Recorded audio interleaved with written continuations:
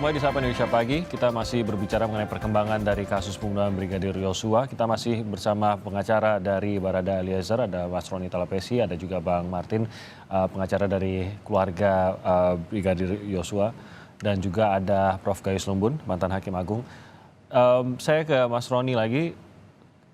Seringkali dalam kasus ini, khususnya antara korban maupun para tersangka sendiri, terjadi seperti perang psikologis lah gitu Mas Roni. Saya tidak tahu apakah ada pernyataan yang dikeluarkan dari tim pengacara Ferdy Sambo ini secara sengaja atau tidak sengaja, tapi tentu bisa mempengaruhi psikologi khususnya dari Barada Eliezer. Pernyataan menghajar dan bukan menembak ini bisa mempengaruhi, juga pernyataan bahwa meminta justice collaborator untuk jujur, jangan berbohong untuk menyelamatkan diri sendiri. Bisa saja ini mempengaruhi juga Barada Eliezer khususnya pada saat akan maju ke persidangan nanti. Nah ini bagaimana pengaruhnya terhadap Barada Eliezer? Mungkin saya nggak tahu juga Mas Roni apakah Barada Eliezer sendiri sudah mendengar atau belum pernyataan-pernyataan ini? Iya Pak Timothy, sebentar saya akan ketemu sama klien saya ya. Jadi prinsipnya adalah kami tidak terpengaruh ya. Dari awal kami sudah sampaikan bahwa kami menjalani proses ini dengan penuh kooperatif, kemudian konsisten, dan klien saya lah ini membuka kasus ini menjadi terang. Jadi kalau seandainya yang disampaikan oleh rekan-rekan yang mendampingi saudara Ferdy Sambo kemudian melakukan pembelaan ya silakan saja gitu kan. Tapi nanti kita lihat di pengadilan kan. Nah, ya, maksudnya sebelum pembacaan dakwaan mungkin mereka coba untuk melakukan pembelaan sebelum pengadilan malah menciptakan ini. Nah, tapi nanti kita akan lihat di pengadilan bahwa kami yakin bahwa keterangan klien kami ini konsisten dan juga mengenai alat bukti yang lainnya nanti kita sampaikan di pengadilan. Karena jalan seorang justice collaborator ini cukup sepi gitu Mas Roni. Harus menghadapi keterangan dari pihak-pihak lain yang dia tidak tahu keterangannya sudah berubah ataupun ada keterangan seperti apa yang sudah disiapkan gitu. Sehingga saya yakin butuh mental yang kuat juga tuh pada saat menghadapi persidangan, Mas Roni. Persiapannya seperti apa? Iya, persiapannya adalah klien saya siap menghadapi karena kondisi mentalnya semakin baik, kemudian ada pendampingan juga dari LPSK, kemudian ada pendampingan juga dari rohaniawan, kemudian kami dari tim pengacara selalu memonitor bahwa klien saya siap menghadapi persidangan. Jadi hal-hal seperti ini buat kami sudah tidak kaget ya Pak Timothy. Dalam proses penyidikan juga pun kalau mereka dari pihak dari saudara dari tersangka yang lainnya menyatakan keterangannya berubah-berubah. Tapi begini, bahwa proses nanti di persidangan pastinya hakim kan mempunyai keyakinan ya terhadap keterangan mana yang konsisten atau keterangan mana yang tidak konsisten. Saya pikir seperti itu kalau di pasal 163 kan situ. Kalau seandainya ada saksi yang mencabut BAP-nya, hakim akan mencatat dalam menjadi pertimbangan dalam putusannya ya. Itu seperti itu. Jadi saya pikir bahwa nanti majelis hakim yang akan memimpin ini tidak hanya terpengaruh oleh saksi-saksi, tetapi begini, kalau dari pemeriksaan yang kemarin kan ini peristiwa hukumnya kan sudah jadi. Maksudnya sudah menjadi rangkaian satu peristiwa hukum ya. Tapi kalau seandainya saya perlu sampaikan juga jangan sampai ada saksi yang mencabut BAP-nya ya. Juga pun ada sanksinya gitu. Bisa kena pidana juga. Seperti itu Pak Timothy. Harus diingat ya. Prof. Gayus, ini kalau saya tadi sempat menyebutkan bahwa ada istilah devil is in the details. Bahwa kuncinya itu ada dalam detail yang paling kecil begitu. Sehingga ini menunjukkan betapa pentingnya rekonstruksi yang mendetail yang sudah dijalankan. Betapa pentingnya keterangan-keterangan setiap orang itu, kata-kata apa yang digunakan ini akan sangat menentukan. Salah satunya mungkin seperti yang tadi diungkap oleh Bang Martin. Saya lupa Bang Martin apa Mas Roni tadi mengungkap bahwa keterangan Bang Martin tadi, keterangan Ricky Rizal saja ini bisa mengubah balik apakah ada niatan membunuh atau tidak. Kalau perintah itu pernah diberikan kepada Ricky, bahkan tidak kepada Eliezer secara langsung, ini pun sudah bisa menunjukkan niatan. Nah ini menjadi sangat-sangat penting, Prof, detail-detail tersebut. Tapi benarkah keterangan Ricky Rizal tersebut saja sudah bisa menggambarkan adanya niatan membunuh tanpa menggunakan kata khusus menembak, tapi menghajar kepada Eliezer? Ya begini, jadi rekonstruksi, interogasi, konfrontasi, dan yang lain itu memang merupakan bagian saja dari wilayah penyidik yang akan diserahkan kepada penuntut umum. Dan itu berbagian tadi disampaikan oleh JPU. Saya ingin mengkoreksi apa yang saya sampaikan, bukan merubah tapi memperluas ya, dari pasal 183 sampai dengan pasal terkaitan dengan pasal 189 ayat 4 khususnya ya. Di 189 ayat 4 itu memang dijelaskan di sini keterangan terdakwa saja tidak cukup untuk membuktikan bahwa ia bersalah melakukan perbuatan yang dilakukan kepada yang didakwakan kepadanya, melainkan harus disertai dengan alat bukti yang lain. Artinya apa? Menyalahkan atau membenarkan, di sini keseimbangan yang logis seperti itu. Artinya berkaitan dengan keterangan lain. Saya sangat tertarik tadi ketika Pak Martin mengaitkan itu dengan orang lain diminta tetapi tidak bersedia. Nah, itu seperti dan dia tidak berubah, ataupun dia berubah, hakim tentu punya logika yang dikaitkan dengan tadi, bisa kepada rekonstruksi, bisa kepada yang lain, bahkan keterangan saksi yang lain. Karena semua saksi ini disumpah. Apa risiko sumpah secara pidana? Dihukum 9 tahun kalau merugikan pihak lainnya. Ini jelas diatur seperti itu. Jadi berat sekali, walaupun bukan orang melihat sendiri perluasan dari MK tadi, mengalami sendiri, tapi dia berisiko kalau dia menyaksikan yang relevan tetapi bohong. Nah ini akan ada ancaman hukuman sampai dengan 9 tahun. Tidak mudah orang mau menjadi saksi kalau dia memang ingin memberikan keadilan kepada fair trial yang sesungguhnya. Akan muncul, saya yakin akan muncul di masyarakat itu dengan semua risikonya. Kalau dia relevan, tahu masalah ini, atau dia yakin akan perkara ini, dan itu menjadi hakim salah satu juga saksi atau keterangan saksi itu.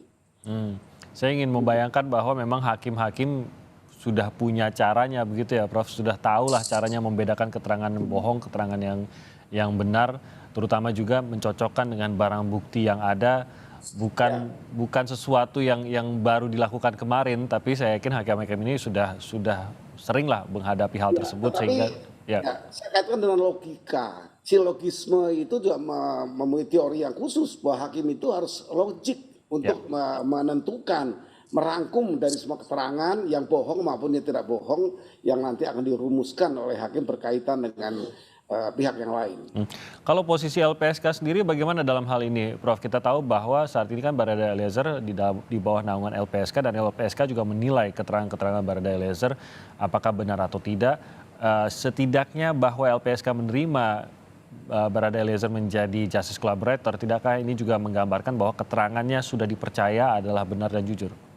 Iya, LPSK itu bukan pihak yang bisa menentukan benar salahnya sesuatu keterangan. Tapi LPSK juga melalui keyakinannya, melalui logikanya membuat satu rekomendasi saja bagi saya. Karena kenapa? Karena pemilik hak GC itu bukan LPSK maupun JPU, itu hak hakim. Dengan pengertian kalau GC itu banyak sekali ditolak oleh hakim, walaupun telah direkomendasikan. Saya mempunyai 2-3 catatan itu. Sehingga bagi saya GC harus benar-benar mempunyai fasilitas, mempunyai kemudahan, mempunyai berbagai penghargaan dari peradilan kalau GC itu memenuhi semua syarat GC, terutama mau berkata secara jujur. Itu GC, dan itu dinilai hakim, bukan oleh yang lain atau oleh pihak lain. Yang lain itu hanya rekomendasi atau membuat catatan disampaikan pada persidangan. Oke, jadi kalau sampai Barada Eliezer, ya ini saya mengandaikan saja, kalau sampai berbohong di dalam persidangan nanti GC-nya pun bisa dicabut begitu ya, Prof? Hak GC-nya akan hilang. Hak GC-nya akan hilang apabila hakim memandang GC ini tidak memiliki kualitas GC yang sebagaimana ketentuan Perma maupun undang-undang yang ada di LPSK sekalipun. Jadi penentu GC adalah majelis hakim. Oke, ini pasti menjadi catatan dan sebuah alasan lagi ya Mas Roni kenapa memang Barada Eliezer akan jujur dalam persidangan nanti. Saya ke Bang Martin. Ya, mau menanggapi Mas Roni, silakan singkat. Ya, Pak Timothy, Undang-Undang Pelindungan Saksi dan Korban, filosofinya adalah melindungi saksi yang mengungkap kebenaran. Dalam kasus ini adalah klien saya merupakan saksi pelaku yang bukan menjadi pelaku utama. Dialah yang membongkar kasus ini menjadi terang. Terkait dengan rekomendasi yang akan diberikan kepada JPU maupun Majelis Hakim sudah diatur dalam Undang-Undang Pelindungan Saksi dan Korban, itu diatur dalam pasal 10 ayat 4 bahwa dalam hal saksi yang menjadi saksi mahkota yang mengungkap kebenaran akan diberikan keringanan hukuman itu. Jadi itu undang-undang yang mengatur, bukan karena dari ini yang mengatur, tetapi undang-undang mengatur, negara memberikan reward. Nah, ada beberapa catatan kami juga bahwa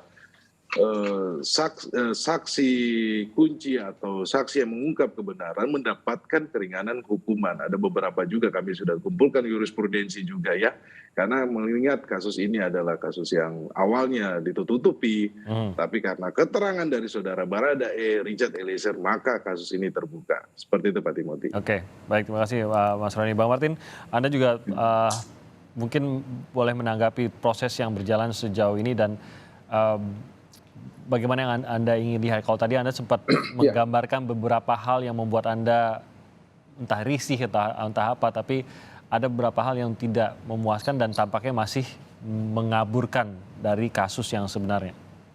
Ya, terima kasih Bung Timothy. Jadi kebijaksanaan hakim ya ataupun logika hakim itu kalau kita baca di Bible ya, itu sudah dipraktekkan oleh Raja Salomo ketika dia menimbang dan memutus perkara ketika ada anak yang diperebutkan ya oleh masing-masing dari wanita.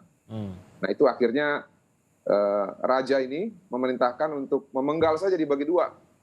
Salah satu pihak dari perempuan itu mengatakan ya sudah biar adil dan tidak dapat ya, masing-masing tidak dapat. Akhirnya diputuslah salah satu wanita yang keberatan anaknya dipenggal itulah yang sebagai ibu aslinya gitu ya. Nah, hal yang sama saya pikir nanti bisa dipraktekkan juga ya di persidangan, tapi bukan dipenggal ya, enggak ya. Ya. Nanti hakim, majelis hakim bisa melihat, menimbang sesuai dengan persesuaian alat bukti. Seperti yang saya bilang tadi, Verdi Sambo mengatakan bahwa dia hanya bilang hajar gitu ya, bukan menembak. Tapi ada keterangan saksi lain yang mengatakan bahwa perintahnya menembak nih, 2 orang. Lalu Verdi Sambo mengatakan bahwa dia tidak punya niat untuk pergi ke Jalan Duren 3 karena niatnya main badminton. Ya. Nah, apakah wajar dan logis ketika orang yang mendengar katanya istrinya kena kekerasan seksual itu masih punya kepikiran buat main badminton gitu loh. Kalau saya bukan main badminton, saya asa golok saya kalau saya itu hal tersebut menimpa pada saya. Ya. Lalu yang berikutnya, apakah orang yang ingin main badminton itu ya itu membawa senjata HS dan memakai sarung tangan? Harusnya orang yang main badminton itu membawa raket dan kok dan membawa sparring partner gitu kan untuk bermain, karena badminton nggak bisa sendirian, harus berdua. Nah ini saya pikir hakim pasti sangat pintar lah untuk melihat persesuaian keterangan ini. Dan tadi rekan kita mengatakan agar Eliezer berkata jujur. Justru saat ini Eliezer berkata jujur, sebelumnya berbohong karena diarahkan dan diiming-imingi oleh tanda petik uang ya 1M. Nah, apakah sudah diusut oleh Febri yang katanya dia ini tidak mau membela terdakwa atau tersangka koruptor gitu ya? Karena kalau kita bilang korupsi, suap itu bagian dari korupsi. Ya, kan law firm-nya dia tuh visi integritas gitu ya, tidak mau membela tersangka ataupun terdakwa korupsi.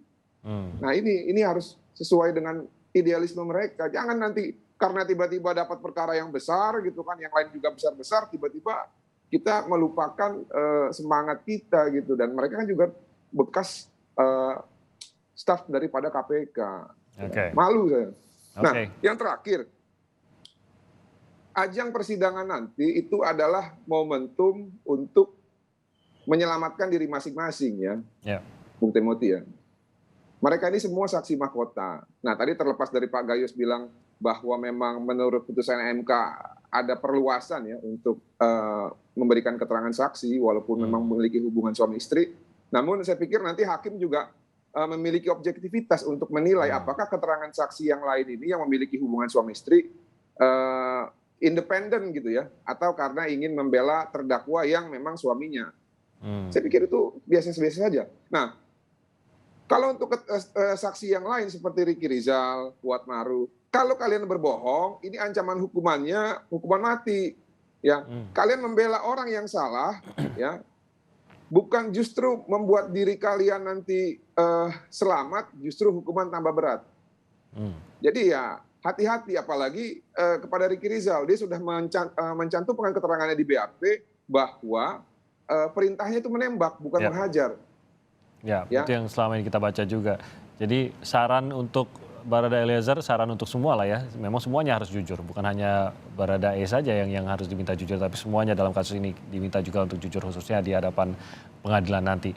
Kita akan nantikan sidang sebentar lagi dalam hitungan hari. Jadi kita harapkan bahwa hakim bisa memberikan penilaian, pertimbangan yang seadil-adilnya, dan kita mungkin akan banyak mendengar hal-hal yang baru lagi dalam sidang nanti yang semoga bisa kita ikuti bersama-sama. Terima kasih banyak atas waktunya Bang Martin, Mas Roni, dan juga Prof. Gayus. Terima kasih. Kita akan ikuti terus bagaimana kelanjutan dari kasus ini. Selamat pagi dan salam sehat untuk Anda semua.